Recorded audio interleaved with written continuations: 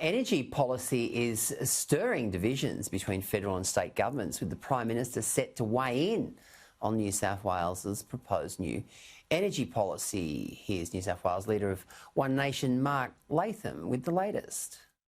Yeah, well, we know the Prime Minister's no fan of Matt Kean, this Green Liberal, and Matt Kean has struck out with a state-based energy policy which destabilises the national energy market and sends a lot of confusion and uncertainty to investors.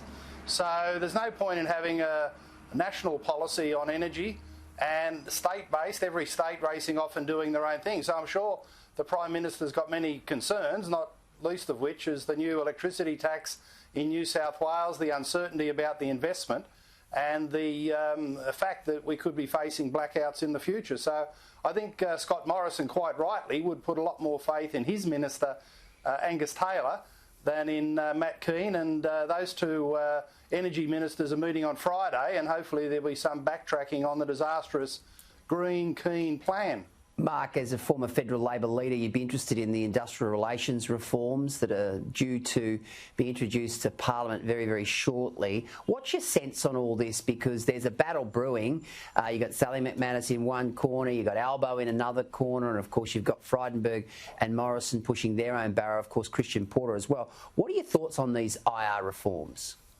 Well, the timing is very difficult because some people haven't had a decent pay rise for a decade. I mean, even before the recession, wages growth was very flat. And how do you introduce any form of industrial relations deregulation in that environment, particularly after how work choices ended with the defeat of the Howard government? So I think the key to this is to say, look, enterprise bargaining can be effective if employees and employers can sit down in a workplace and sort out more efficient, productive arrangements, and the workers get something out of that. Well, that's a good thing. But the key to it is to have a no disadvantage test. No worker should be worse off. Unless the federal government gives that guarantee, then you end up really with a replay of work choices, and, you know, we know how that ended. So I think that would be the smart approach. Yes, let's have the focus on enterprise bargaining. We don't want the pattern bargaining and the big collective arrangements that the unions, the big unions want. We want each enterprise to move forward with more productive arrangements, but it can't be at a cost. It can't be at a cost to the workers' existing wages and conditions, because they've been so flat and so dismal for so long, people just won't cop it. Yeah, China, Mark, what's the best way forward here? You know, they're really getting fair income about trade sanctions, you know, the whole export situation at the moment, whether it's barley or beef or wine or seafood, it's really starting to bite. What do you reckon's the best way to deal with these people? Well, I think, Lisa, we've got to acknowledge that the relationship has gone to seed. It's hard to see a way back to the close relationship of the 90s. And Australia has no choice now but to quietly and methodically diversify and disengage from over-reliance on Chinese money, whether we're talking about Chinese students in the university system, where some of the universities are very, very reliant on that income, whether we're talking about Dan Andrews' disastrous Belt and Road initiative in Victoria. We don't want any of that. That's unthinkable in the current environment. Or we're talking about the Chinese owning the Port of Darwin 100%. That's got to be questioned as well. So our strategic infrastructure has got to be out of Chinese hands, out of majority Chinese hands. I think that's important. And the other thing is for companies to start looking at other markets. China is a big country, yes, a country that's had some rapid economic growth over the last 20 years, but it's not the only economy in the world, and we've got to look at other markets and ensure that in all these areas, if we can get our products into non-Chinese markets, we're going to have a better economic base into the future. Mark, do you think this federal bill that's set to be introduced, which would effectively allow the Commonwealth to veto, for example, Belt and Road, would allow the Commonwealth to have a fresh look at the Port of Darwin lease? You know, we've seen islands in Queensland, Keswick Island, Lizard Island, have effectively been taken over by the Chinese. Do you think the government will use that bill to veto, for example, the big one, which is the Belt and Road initiative in Victoria? Well, I hope they do, because the Andrews government has relegated Victoria to the status of a third world country. You know, the Chinese have put these Belt and Road initiatives into the islands of the Pacific, nations that aren't all that developed economically.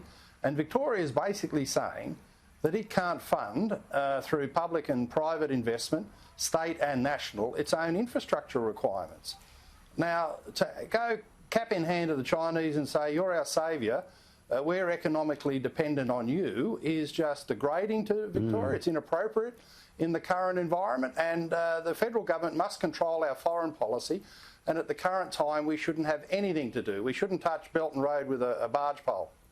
Yeah, that business in the South Pacific is extraordinary. You know, you ask Jim Molan or Conchita Villaranti-Wells about the intrusion or the incursion of the Chinese in the South Pacific, and it's extraordinary. Their money's unlimited, Lisa. You know, and same in the Sydney property market and the scandal you had here with Darryl Maguire. I looked into that, and the Chinese property money is unlimited.